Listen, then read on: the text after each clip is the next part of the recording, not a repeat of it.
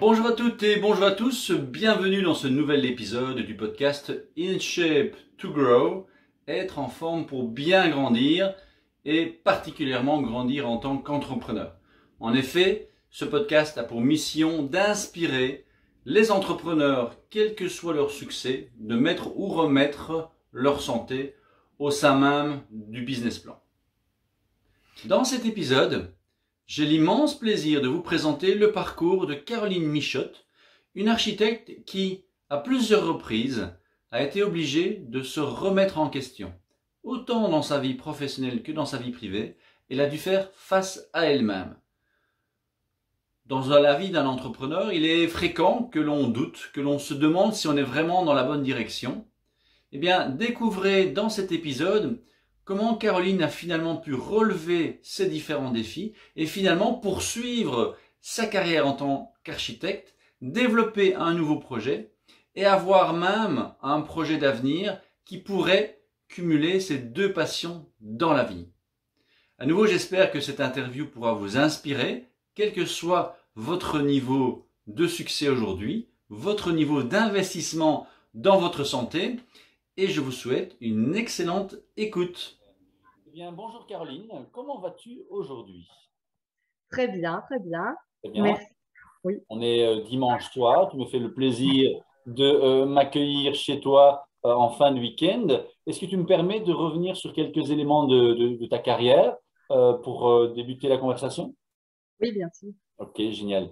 Donc, tu as partagé avec moi quelques éléments clés hein, de ta carrière, de ta vie. Donc, tu m'as dit qu'effectivement, jusqu'à 11 ans, tu as toujours été active, tu as toujours fait du sport comme étant une partie intégrante de ton quotidien, surtout à l'école. Tu n'avais pas spécialement de club à ce moment-là. Et puis, à 11 ans, tu découvres l'activité, enfin, tu débutes une première activité, je dirais, en club, même si on ne parle pas spécialement de club avec l'équitation, mais tu tombes réellement amoureuse du monde de l'équitation. Et à 12 ans, tu es déjà vraiment très, très investi dans ce monde-là. Et à 13 ans, tu débutes carrément les concours d'équitation. Tu peux m'expliquer un petit peu ce qu'une petite fille de 12-13 ans peut percevoir dans ses chevaux qui doivent être immenses et se lancer dans un concours. C'est le concours d'obstacles que tu faisais. Oui, c'est ça. Moi, c'était les concours d'obstacles, oui. Personnellement, je le disais encore récemment à un ami, j'ai eu 2 fois l'occasion de monter sur un cheval. La deuxième fois, j'ai cru que j'allais mourir. J'étais pourtant un trentenaire bien fait. Et donc, je me dis, mais comment à 13 ans, on se dit, waouh, j'ai envie de faire de l'équitation en concours? Ben, c'est vrai que pour être franc avec toi, c'est plus j'avance dans l'âge et plus je me méfie aussi. Donc, je pense que quand on est jeune, on ne voit pas forcément non plus le danger qui est lié au sport parce que c'est sûr que ben, l'animal, aussi brave soit-il, reste toujours imprévisible et a une force immense. Donc, je pense que c'est sûr que ça peut être dangereux, mais enfin, voilà, moi j'ai vraiment commencé par le pur des hasards et en fait j'ai j'ai vraiment bien accroché. J'ai jamais été ce genre de petite fille justement très attirée par les chevaux comme on peut en voir souvent. Mais je sais pas, j'ai commencé avec une amie, ça a débuté et puis ça m'a plu dans plutôt la relation qu'on peut avoir avec l'animal. Comme on dit souvent, c'est l'équitation, c'est le seul sport individuel qui se pratique à deux. Et je trouvais ça très sympa de pouvoir ben, m'occuper d'un animal comme on peut le faire à la maison avec un chien ou un chat, mais de partager quelque chose de supplémentaire parce que ben, voilà, c'est lié au sport, c'est un investissement ben, voilà, en temps, c'est de l'entraînement et se voir évoluer avec lui, c'est vraiment très chouette quoi. Donc C'est cette relation que tu as vraiment développée et tu as continué comme ça pendant plusieurs années en faisant, j'imagine, plusieurs concours avec des succès, probablement aussi des défaites. Et tu es finalement obligé d'arrêter vers 18 ans parce que tu débutes tes études en architecture. Et là, le stress augmente, tu te concentres sur tes études.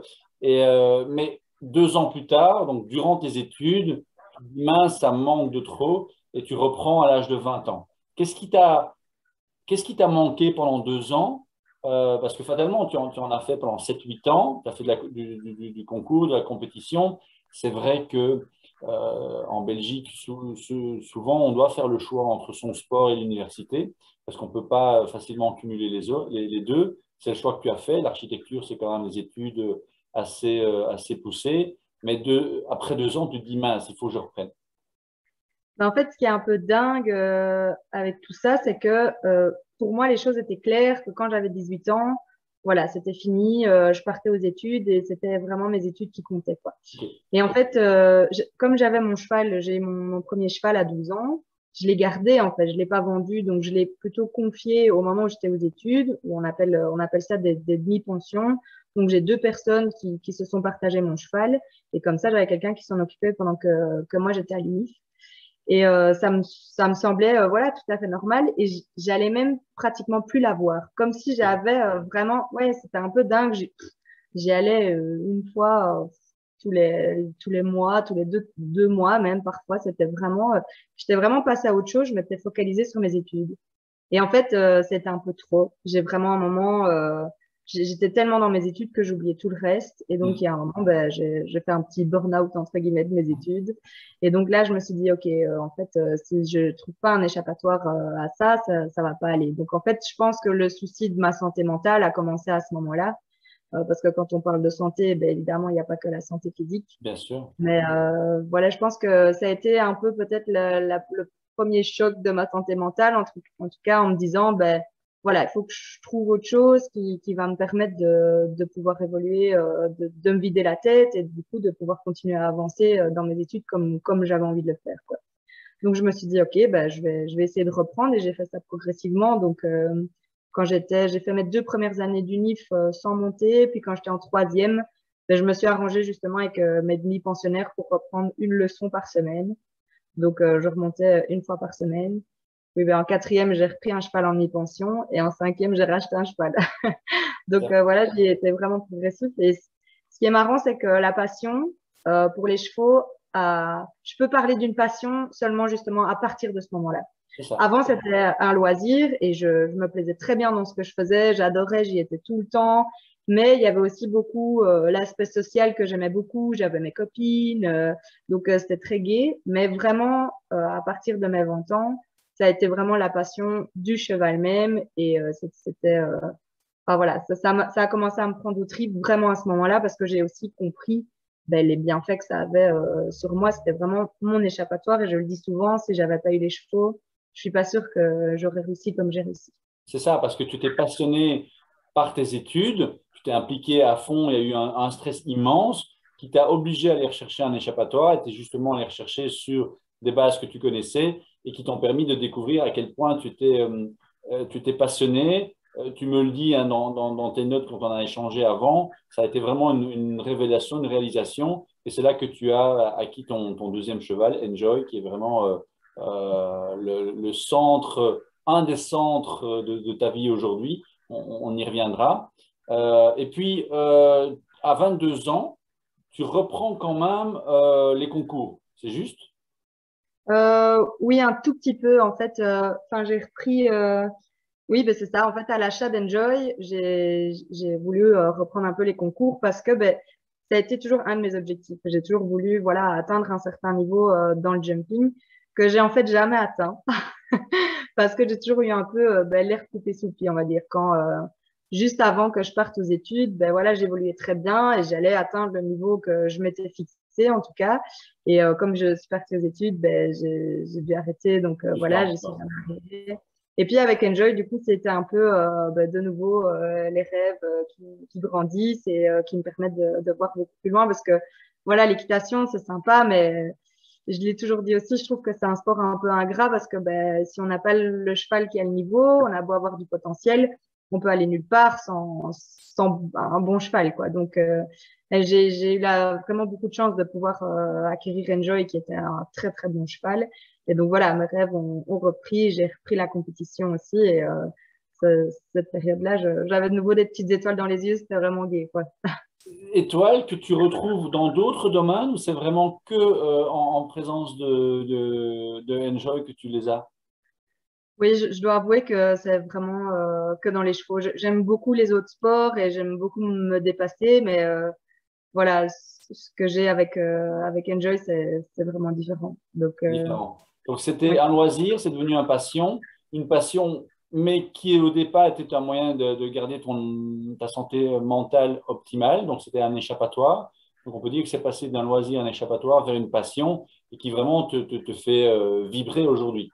Euh, un an plus tard, ben, tu as terminé tes études, tu te lances dans un stage en tant qu'architecte, évidemment, mais c'est à la fin de tes études.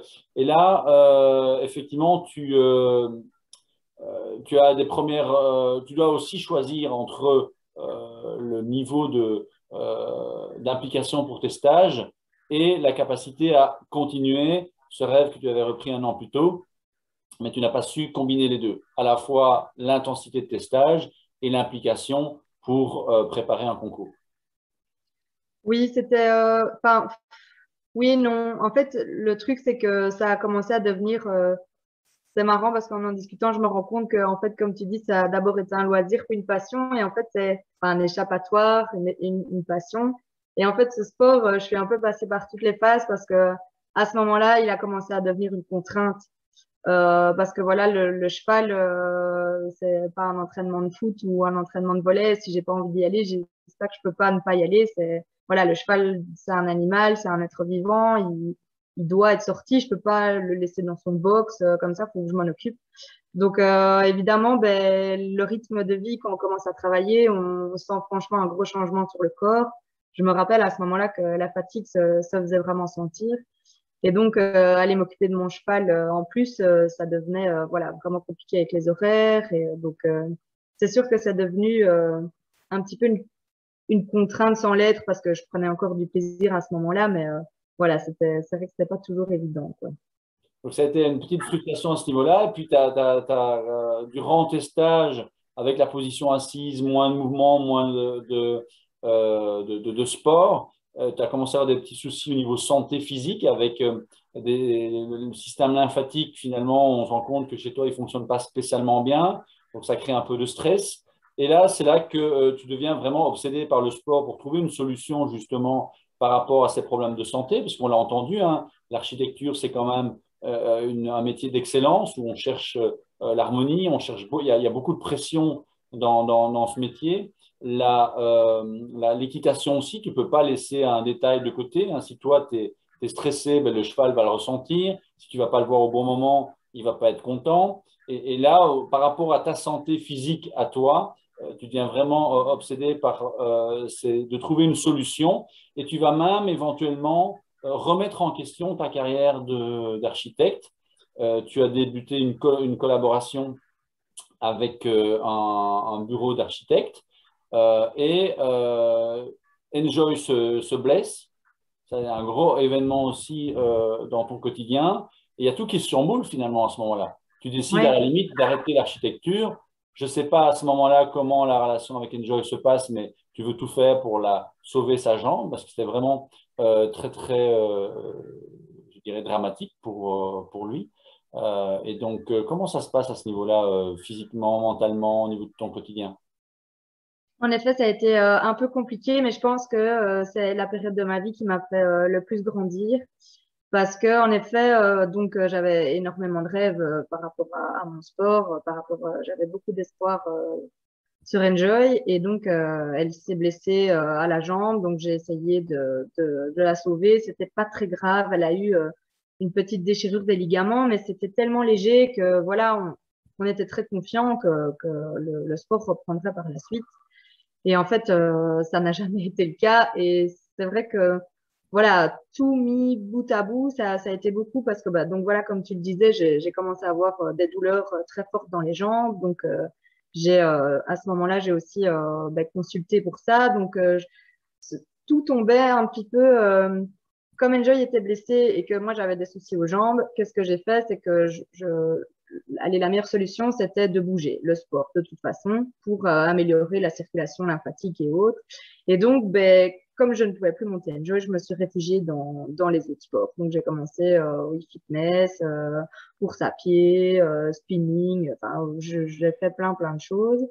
Et j'ai vraiment adoré ça. Et donc, j'ai remis un peu tout en cause parce que ben, même l'équitation, je me suis dit, ben, en fait, c'est là que je me suis rendu compte que si j'avais fait un autre sport qui ne tenait qu'à moi et qu'à mon évolution et qu'à ma santé physique à moi, j'aurais peut-être pu aller plus loin que dans un sport où on est dépendant d'un animal aussi, quoi. D'un autre sportif, en fait. Puisqu'on dit souvent que dans l'équitation, c'est le cheval le sportif. Et du coup, c'est vrai que enfin, ça a été vraiment un tout parce que, entre guillemets, j'avais plus assez de temps parce que j'ai commencé à devoir y aller plusieurs fois sur la journée pour m'occuper d'elle parce que, voilà, il fallait la soigner. Donc, j'avais plus beaucoup de temps et donc à ce moment-là, c'est vraiment devenu une contrainte et c'était très compliqué. Et comme j'ai pris plaisir à être dans le sport autrement, et que voilà, mon stage en architecture c'était être beaucoup assise et que moi j'aime beaucoup bouger à la base, j'ai remis aussi ma carrière d'architecture en cause en me disant travailler derrière un PC sur un bureau toute la journée, c'est pas du tout mon trip. Donc j'ai voulu j'ai entrepris d'ailleurs des formations pour être coach sportive et ça m'a beaucoup plu. Mais après, voilà, les choses ne se sont pas placées comme moi je le voulais. Mais du coup, c'est vrai que je pense que mentalement, j'ai été très chamboulée à ce niveau-là. Il a fallu que je mette de l'ordre, voilà, une chose à la fois. Et j'ai dû faire un travail énorme sur moi parce qu'en fait, on n'a jamais réussi à sauver la jambe d'Enjoy. Et donc, je pars du principe, voilà, que rien n'arrive par hasard. Donc, je me suis me demandé pourquoi c'était arrivé. Et voilà, j'ai compris par la suite que ça m'a permis de voir toute ma vie, en fait, d'une façon différente parce que j'ai dû accepter quelque chose qui pour moi était inacceptable parce que le cheval était jeune, très jeune, il avait toute sa carrière devant lui.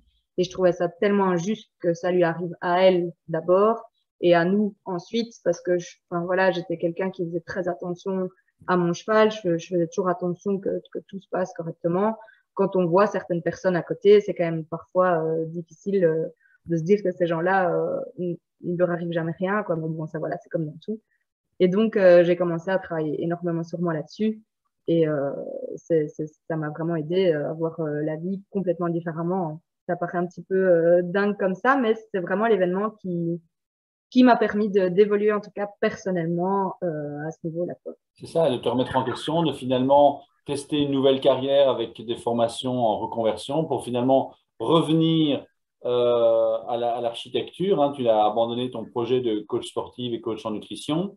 Tu as continué quand même à travailler pour ta santé, pour trouver une solution à ces douleurs au niveau des jambes. Le diagnostic est tombé quand tu avais 29 ans avec ce qu'on appelle un lipœdème lymphatique et qu'il a fallu opérer. Et donc là, finalement, c'est un autre événement dans ta carrière, puisque tu as ces changements au niveau personnel, au niveau de ta santé, et tu termines une collaboration avec le bureau d'architecture avec lequel tu travailles depuis plusieurs années pour te lancer en association avec un autre collaborateur et devenir entrepreneur avec de nouveaux projets et toujours cette recherche d'excellence au niveau professionnel et au niveau personnel. Tu continues à justement travailler sur ta santé et à améliorer cette santé. Et avec Enjoy, comment ça se passe aujourd'hui? Avec Enjoy, super. Enjoy, en fait, c'est ça qui est dingue, c'est que comme tu le disais tantôt, comme dans le boulot, je suis quelqu'un qui cherche l'excellence. Je suis souvent très stressée, je me mets la pression pour que les choses se fassent correctement. Et quand tout s'est passé en même temps, j'étais pas bien évidemment dans ma peau, j'étais pas bien dans ma tête. Et en fait, on parle du cheval miroir, mais Enjoy m'a limite complètement reniée. En fait, quand je venais la voir, elle me calculait plus du tout, quoi. Donc, c'était un truc de fou. Si je venais devant son box avec quelqu'un, enfin, si moi j'arrivais toute seule, elle partait dans le fond de son box. Si quelqu'un d'autre arrivait après, elle venait et elle venait dire bonjour à l'autre personne, mais moi, c'était terminé, quoi. C'était très fort et en fait, elle m'a aussi remis les idées en place par rapport à ça, quoi. Donc, c'est sûr que ça m'a permis aussi de me remettre fort en question, mais comme j'ai appris à relativiser, à voir les choses autrement, et que voilà, j'ai accepté que j'avais un cheval blessé et que je devais faire avec. À partir du jour, mais vraiment le jour où je me suis dit, OK, j'arrête les soins, j'arrête de me battre, je la mets en pré-retraite, entre guillemets, même si elle était très jeune. eh bien, en fait, tout est redevenu comme avant, même beaucoup mieux. Et donc, aujourd'hui, j'ai toujours une relation privilégiée avec elle. Et donc, ça, c'est vraiment très chouette, quoi. Mais c'est sûr que je, je- je parle de ça, mais j'ai mis 3 ans, je pense, à accepter la situation. À partir du jour où elle s'est blessée, et à partir du jour où ça a été, il s'est passé 3 années, quoi. C'est Donc, ça. ça a été, ouais, Donc, un chemin qui t'a permis effectivement de revenir vers toi avec un effet miroir grâce à elle.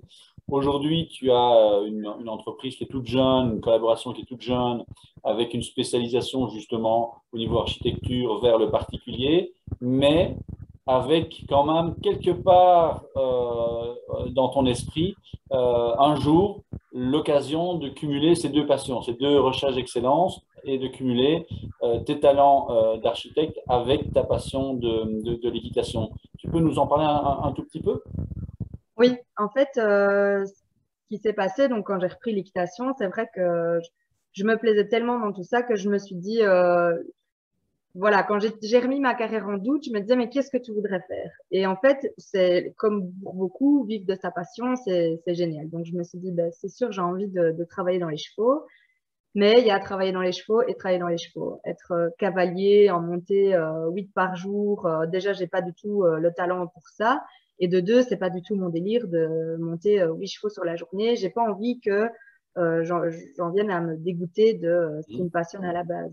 Donc, je voulais pas ça. Et je me disais, mais enfin, mais qu'est-ce qui me plairait et autres. Et j'ai voulu changer. Donc, l'architecture, je me suis dit, oui, je vais arrêter, c'est trop compliqué pour moi, c'est beaucoup trop de pression et autres. Et en fin de compte, je me rends compte que chaque fois, je revenais quand même dans l'architecture. Il y a, à plusieurs reprises, j'ai voulu arrêter et à chaque fois, je peux retomber dedans. Et encore une fois, il n'y a pas de hasard et c'est quelque chose qui me passionne énormément aussi, l'architecture, le bâtiment. Depuis que je suis toute petite, je regarde les maisons, comment ça se passe, les techniques. J'adore ça. Je passerai mes journées sur Pinterest à regarder des choses d'architecture, comment les choses évoluent. Et donc, je me suis dit, mais enfin, en fait, ce serait génial de pouvoir allier l'architecture et les chevaux. Parce que j'ai eu quelques demandes comme ça, enfin, des amis qui me demandaient des conseils. Et je me dis, mais enfin, c'est vrai. Et je reprends l'exemple de l'hôpital. Si quelqu'un a besoin d'un architecte pour un hôpital, il va venir vers nous. Je me sens pas qualifiée parce que j'ai pas du tout l'habitude de tout ça. C'est des choses compliquées. Et je me dis, mais pour les chevaux, c'est vraiment la même chose. Ou ben voilà, si si quelqu'un a besoin de construire une écurie qui va chez un architecte qui connaît pas du tout les chevaux, ce sera quand même moins bien conçu que si quelqu'un est passionné. Et en fait, c'est un jour mon ostéopathe équin, donc l'ostéopathe d'Enjoy, qui m'a parlé de ça, qui m'a dit, enfin, pourquoi tu fais pas l'architecture dans les chevaux? On a plein de demandes. Et je dis, mais oui, enfin, c'est génial. Et on est plus sur des bâtiments type aussi industriel, donc la responsabilité est là, mais je pense peut-être est moindre par rapport à une habitation où il y a beaucoup de soucis, les soucis d'étanchéité et tout ça, les infiltrations, ça doit être vraiment géré complètement. Que dans l'industriel, ça reste des bâtiments souvent extérieurs et donc il y a moins de voilà de gestion de pont thermique avec isolation et autres. Je pense que les choses sont moins graves. Alors après, je pars pas du principe qu'on peut faire des erreurs là-dessus, mais juste que je pense que la pression est différente et que voilà, ça peut être pour moi enfin, allier en plus mes deux passions ensemble. Je trouvais ça génial et pouvoir répondre à une demande qui en fait on ne trouve pas. Je pense jamais avoir entendu, il doit y en avoir, mais en tout cas dans ma région, un architecte spécialisé dans la construction équestre, je pense qu'il n'y en a pas. Donc voilà, j'ai ce projet en tête depuis un moment et j'ai vraiment envie de le développer. De proposer une offre. Oui, parce que quand on t'écoute là depuis quelques dizaines de minutes, on voit que dans les deux passions, tu as vraiment traversé des doutes, tu as vraiment été face à toi-même par rapport justement soit à tes qualités. J'imagine qu'à un moment, tu as mis tes qualités en doute parce que tu n'as pas atteint le niveau que tu voulais en tant que cavalière. Et au niveau archi, tu t'es dit, mais non, c'est pas pour moi, il y a trop de pression. Mais en même temps, tu es revenu dans ces deux domaines-là et les joindre ensemble, certainement que quelqu'un du domaine va voir chez toi une perle pour pouvoir justement avoir un projet qui corresponde au niveau architecture à quelque chose de beau et de bien fini et de cohérent, mais également en lien avec ce domaine-là. Donc, Voilà, sur cette jeune carrière, on va passer maintenant à l'autre partie de l'interview, si tu veux bien, Caroline. Sur cette jeune carrière, ben, on le voit, il y a eu pas mal de stress. Tu n'as pas spécialement facile avec la gestion du stress, avec la pression, mais tu as trouvé des solutions.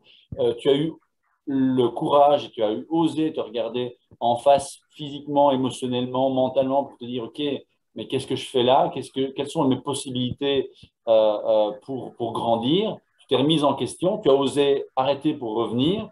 Qu'est-ce qu'aujourd'hui tu fais en tant que jeune entrepreneur pour justement maintenir l'énergie, la santé? Qu'est-ce que tu fais au niveau, par exemple, au niveau alimentaire? Est-ce que tu suis? J'ai eu la chance, je connais déjà une partie de la réponse, puisque j'ai la chance de te coacher pendant un certain moment, mais au niveau alimentaire, qu'est-ce que l'alimentation, quelle importance a-t-elle dans la réussite de ton quotidien en tant que architecte, en tant que jeune femme? Comment est-ce que tu la places en termes de priorité?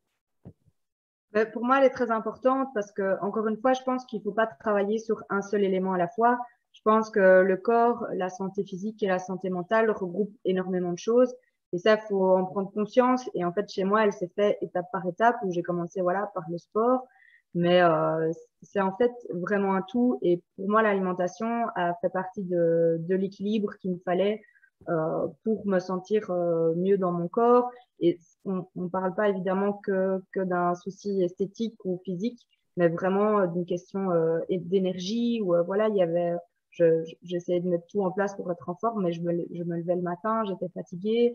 Et en fait, on ne se rend pas compte à quel point des petites choses comme ça sont en lien avec notre nourriture et qu'il y a des petits efforts à mettre en place pour essayer d'être au top au niveau physique et qui permettent d'avoir une meilleure concentration au niveau du boulot et de pouvoir être beaucoup plus en forme par rapport à tout ça. Et aussi avec les rythmes de vie qu'on vit aujourd'hui, c'est primordial d'être, je pense, en forme autant physique que mentale parce qu'on est hyper sollicité, on en demande beaucoup à notre corps et donc je pense que faire des efforts sur tout ça, c'est pour moi, ça a été hyper important. Je m'en suis rendu compte peut-être un peu trop tard, mais voilà, vaut mieux tard que jamais, comme on dit. Et, Oui, parce que quand on est plus jeune, évidemment, si on n'a jamais eu de problème réel de santé ou de poids, ben, c'est un peu comme quelque chose d'acquis. Quand tu as commencé à avoir tes soucis au niveau des jambes, eh bien, tu t'es dirigé vers la nutrition dans un premier temps, puis tu as vu qu'effectivement, ce n'était pas la seule solution, et puis que la nutrition avait un impact effectivement sur d'autres paramètres. Il y a eu le confinement qui a aidé personne ces derniers 18 mois, qui a entraîné justement aussi des changements d'habitude. Et donc, on a travaillé ensemble là-dessus. On travaille toujours et c'est important, effectivement, de se rendre compte par soi-même que cette alimentation est importante pour l'efficacité, ben, sous pression, justement, d'avoir une alimentation saine pour pouvoir progresser. Au niveau sportif, alors, on a vu qu'effectivement, tu as toujours été sportive. L'équitation reste un centre important de ta décompression. On sait peut-être plus dans ce qui te fait vibrer, hein, puisque ceux qui ont un peu l'habitude du podcast m'ont déjà entendu parler de docteur Menu, de docteur Mouvement, de docteur Bonheur. Et chez toi, on le sent, hein, c'est cette recherche d'excellence et ce projet qui pourrait alimenter tes deux passions. Et en termes de docteur Mouvement, en termes de sport en tant que tel aujourd'hui, comment tu arrives à gérer cette nouvelle entreprise que tu as lancée à un timing qui est probablement mesuré, parce que tu n'as quand même pas 3 heures par jour pour t'entraîner. Justement, avec cette recherche d'excellence, comment tu arrives à trouver l'équilibre? eh bien, j'essaye de planifier mes séances déjà et d'essayer de. Enfin, ça fait partie. En fait, encore une fois, quand je parle d'équilibre, pour moi, si j'ai pas un équilibre dans toutes mes sphères, elles ne peuvent pas exceller. Je pense que mon épanouissement personnel est plus important et ça me permettra d'exceller dans tous les domaines. Donc, j'ai besoin de bouger, j'ai besoin du sport, donc je mets vraiment une priorité sur le sport. Donc je me fixe dans mon agenda souvent mes séances où voilà, j'ai une séance le mercredi soir qui est toujours fixée. J'essaie d'aller une fois au moins le week-end bouger. Et alors, quand je vois que j'ai des rendez-vous plus tard ou autre, bah alors j'essaie de me lever le matin pour pouvoir courir. Et même parfois, si c'est allez, 15-20 minutes, au moins j'ai bougé et je me sens mieux. Et en plus, le matin, ça donne pour moi beaucoup, enfin, un petit peps sur ma journée. Et après, j'ai plus déjà ce stress de me dire, ben voilà, faudrait aujourd'hui que je bouge. Oh, punaise, il est déjà cette heure-là, j'ai pas encore Oui. fait mon sport. Si c'est fait le matin, boum, c'est fait et je peux avancer sur ma journée de boulot sans contrainte. Donc c'est là, Mais ouais, on voit hein, qu'effectivement, le sport le soir, ça va te permettre de décompresser de la journée, mais en même temps, ça peut te mettre de la pression parce que justement, tu as cette recherche pour toi-même et pour tes valeurs d'excellence. Mais en même temps, si tu as la séance du matin, ça te permet d'avoir une autre énergie durant la journée et d'influencer positivement ta journée. Donc, tu ne t'es pas fixé de. Je sais qu'on a déjà travailler sur la problématique des routines ensemble. Tu n'es pas quelqu'un qui aime les routines, mais tu arrives aujourd'hui à créer un agenda sur la semaine. Tu as pu gérer tes besoins de bouger, autant physique que mental. oui. Et après, c'est ça que moi, d'avoir un coach ben, sur la nutrition et coach un peu ben, de vie, je vais dire, avec toi, ça m'aide aussi beaucoup. Et je trouve ça gai, c'est que j'ai pas 2 semaines qui se ressemblent déjà. Donc, oui, les choses que je fixe, comme ma séance du mercredi soir, elles bougent pas. Mais c'est vrai que j'ai jamais 2 semaines qui se ressemblent. Et le fait d'avoir un coach me permet de me fixer vraiment des objectifs sur la semaine. Et ça m'aide parce que quand je suis toute seule, c'est vrai que parfois, je me dis, oh, c'est bon, bah, tant pis, je le fais pas. Alors que, bon, voilà, on doit toujours le faire pour soi, hein. C'est sûr, pas pour le coach, mais ça permet de créer des habitudes et ça nous permet de rester rigoureux, je vais dire.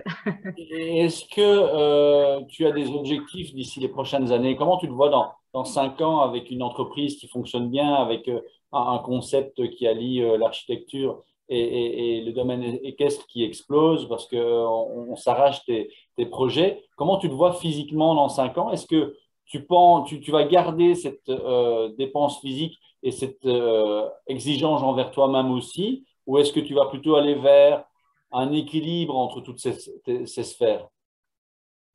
Je pense que c'est un équilibre parce que, enfin, je me connais, hein, je suis très exigeante, donc l'exigence, elle sera toujours là. Mais je pense que, encore une fois, je dois accepter que la vie, enfin, ce n'est qu'un mouvement en fait et que les choses changent perpétuellement. Et donc voilà, d'ici 5 ans, ben, je suppose, en tout cas, j'espère que j'aurai peut-être des enfants et donc ma vie va encore considérablement changer. Et par rapport à mon entreprise, ben voilà, enfin, le temps de travail diminuera peut-être encore un peu pour moi par rapport au fait que j'aurai envie de m'occuper de mes enfants. Mais le sport restera quand même très important pour moi. Après, si voilà, j'ai beaucoup de boulot dans le monde équestre par rapport à ça, je m'imagine déjà bouger beaucoup plus par rapport à tout ça.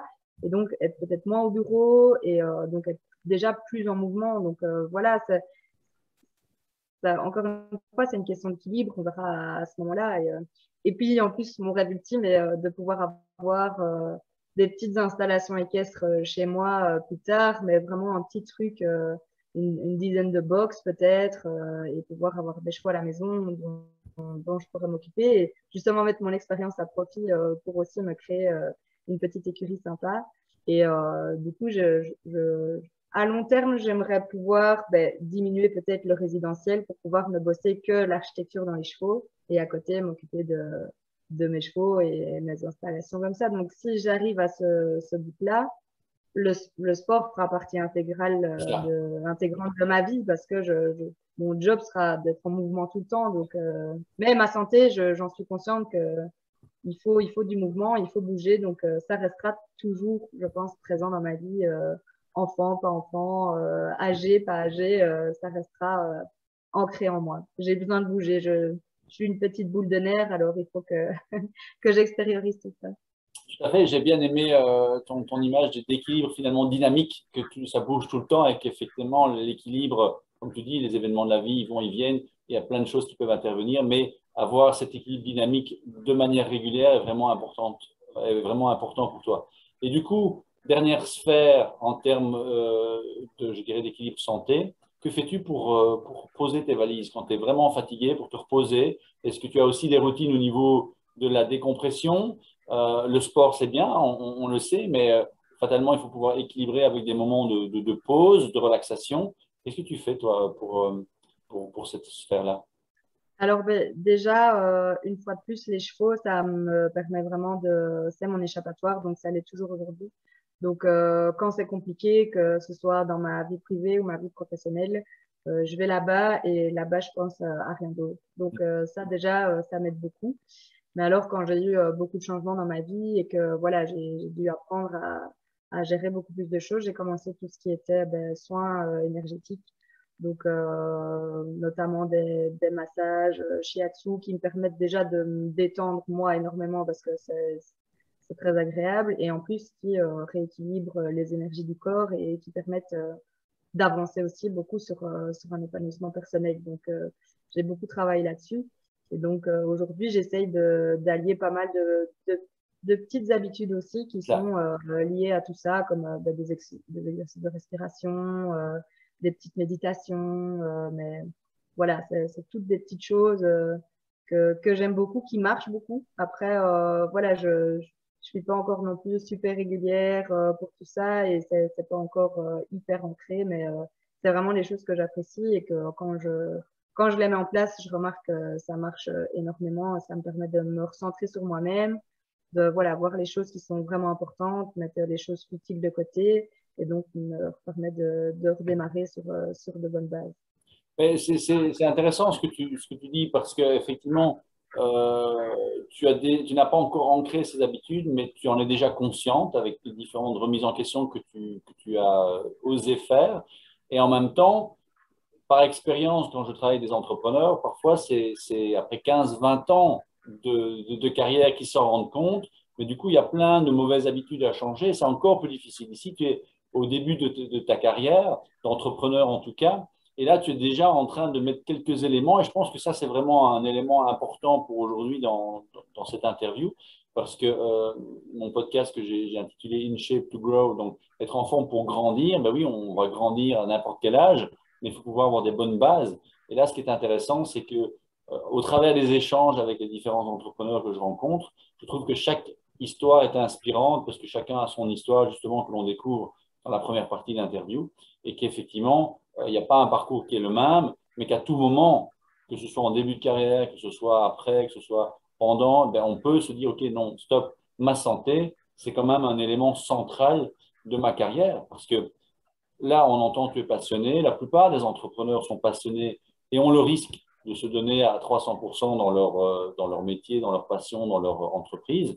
Mais si après 5, 10, 15 ans, ils sont en burn-out, ben, leur projet n'arrive pas à aboutir. Donc là, j'admire beaucoup la maturité que tu mets dans ta santé au début de ta carrière, justement pour construire quelque chose de stable. Maintenant, ce n'est pas un architecte que l'on va expliquer l'importance des fondations et de trouver quelque chose de stable. C'est un peu facile, mais bon, voilà.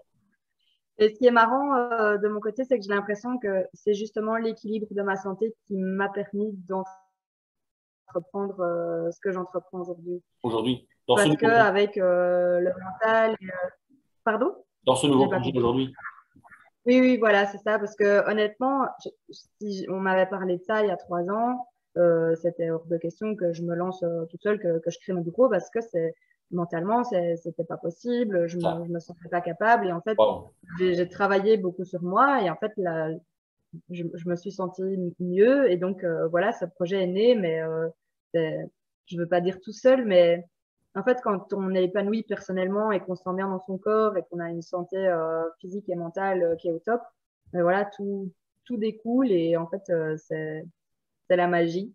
Oui, tout à fait. Bravo. Bravo. Tu vois que on travaille déjà ensemble depuis plusieurs années, mais je découvre effectivement cette partie-là vraiment importante. Et du coup, pour terminer cette interview, euh, dans des moments plus difficiles, quand justement tu as des moments vraiment intenses, tu as parlé effectivement, toi, de te réfugier vers, enfin de te réfugier, ou en tout cas de te tourner vers Enjoy et vers l'équitation. Mais qu'est-ce que tu pourrais donner comme conseil aux entrepreneurs qui vivent des moments de démotivation, comme toi tu l'as vécu face à l'architecture, ou quand tu t'es rendu compte que non, le personal training, ce n'était pas pour toi.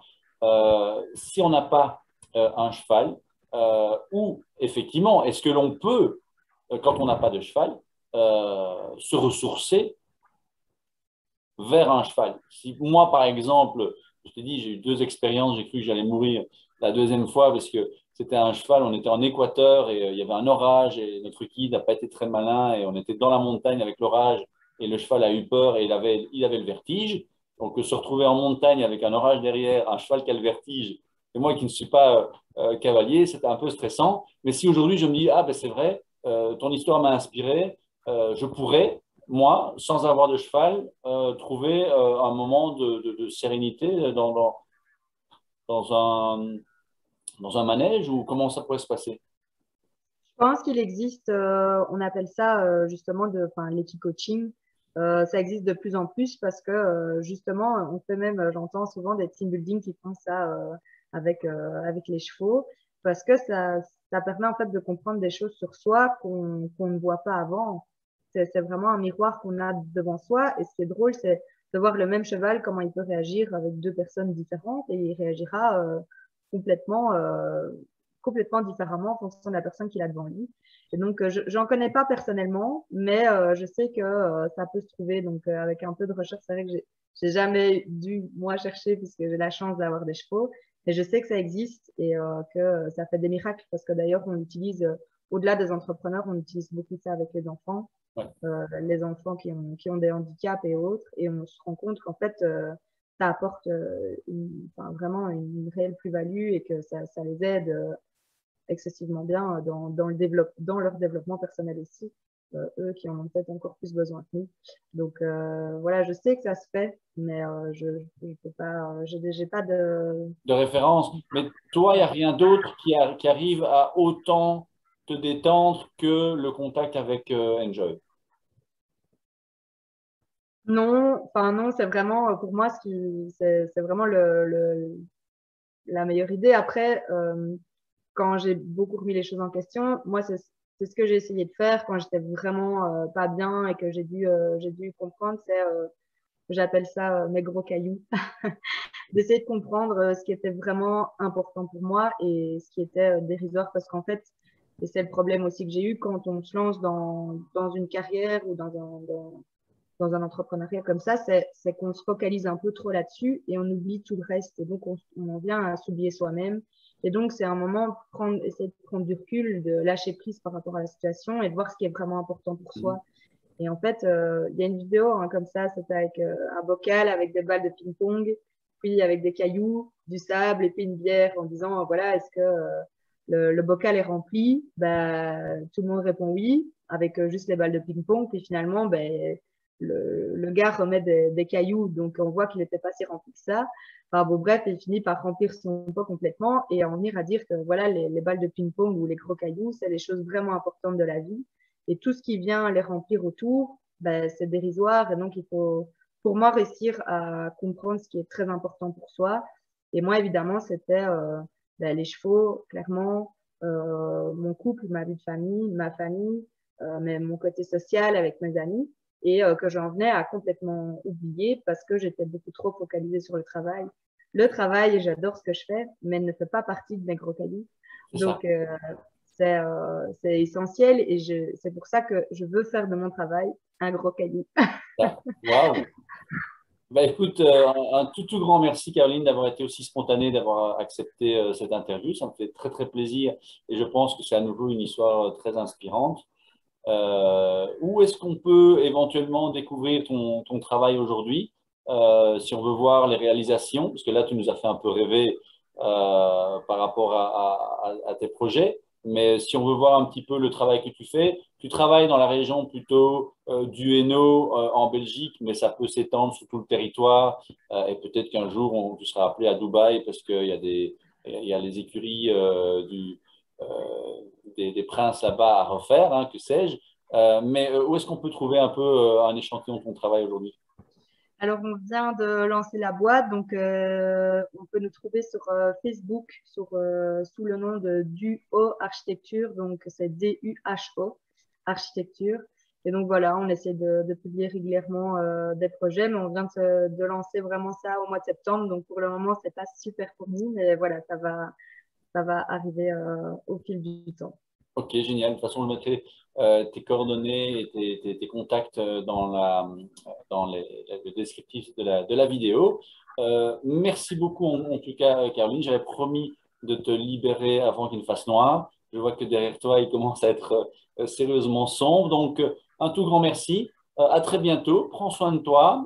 Et à tous et à toutes, merci d'avoir suivi ce nouvel interview. Je vous donne rendez-vous la semaine prochaine pour une autre histoire inspirante. Et d'ici là, prenez soin de vous. Salut, salut.